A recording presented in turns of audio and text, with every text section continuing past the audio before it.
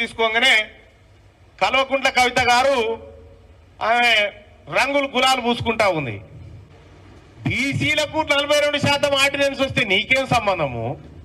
నువ్వు బీసీయా? నీకు నాకేమైనా సంబంధమా? కంచం పొత్తుందా? మంచం పొత్తులు ఉన్నాయా మనకేమన్నా? తీర్మార్ మల్లన్న క్లిప్పింగ్ చూశారు కదా, అతను చాలా ఒక మహిళని చూడకుండా అలా మాట్లాడడం మాత్రం నాకు ఎందుకో సరైనది అనిపించలేదు. కానీ అట్లా మాట్లాడడము మనం సమాజంలో ఉన్నప్పుడు ఒక బాధ్యతాయుతమైనటువంటి ఒక ఎమ్మెల్సీ అయ్యుండి అలా మాట్లాడడం మాత్రం మంచిది కాదు. ఆయన అలా మాట్లాడడం ఎంత తప్పో మరి కవిత కూడా వాళ్ళ ఆఫీస్ మీద దాడి చేయించడం అనేది కూడా మరి ఆమె చేయించిందా లేదా తెలియదు.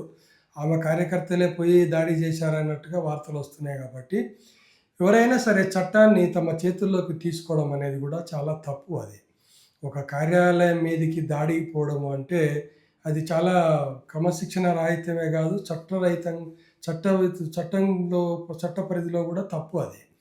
సో తప్పకుండా దానికి చర్యలు ఉంటాయి. అలాగే ఇప్పుడు పోలీసులు ఉన్నారు, మనకి ఏదైనా న్యాయం జరగకపోతే చట్టాన్ని ఇద్దరు ఎమ్మెల్సీలే చట్టాన్ని గౌరవించాలి కదా. చట్ట పరిధిలోనే వాళ్ళు ఏదైనా యాక్షన్స్ తీసుకోవాలి. అలా కాదని వ్యక్తిగతంగా కక్షలతోటి ఒకరి మీద ఒకరికి దాడి చేసుకుంటూ ఇది చాలా తప్పు ఇది.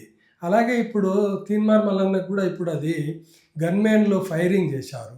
వాళ్ళు ఇప్పుడు లేటెస్ట్గా అందుతున్న న్యూస్ ఏంటంటే వాళ్ళు తీన్మార్ మల్లన్న కాల్చమంటేనే కాల్పులు జరిపాం పైకి గాల్లోకి అని చెప్పి అన్నట్టుగా న్యూస్ వస్తుంది. అలా అయినప్పుడు అది గన్మెన్లకు వాళ్ళ రూల్స్ అండ్ రెగ్యులేషన్స్ ఏముంటాయంటే వాళ్ళ మీదకి వాళ్ళు ఎవరైతే అంగరక్షకులకు ఉన్నారో అతని మీదకి కానీ దాడి జరిగినప్పుడు వాళ్ళకి అనుమానం వచ్చినప్పుడు వాళ్ళు ప్రాణాన్ని చేస్తారు అనేటువంటి వాళ్ళ అనుమానం వస్తే వాళ్ళు గన్మెన్లు ఫైర్ చేయాలి. కానీ మల్లన్న చెప్తే గన్మెన్లు ఫైర్ చేయడం ఏంది? మరి అది వాళ్ళ బాధ్యతారాహిత్యంగా కూడా మనం భావించాల్సి వస్తుంది.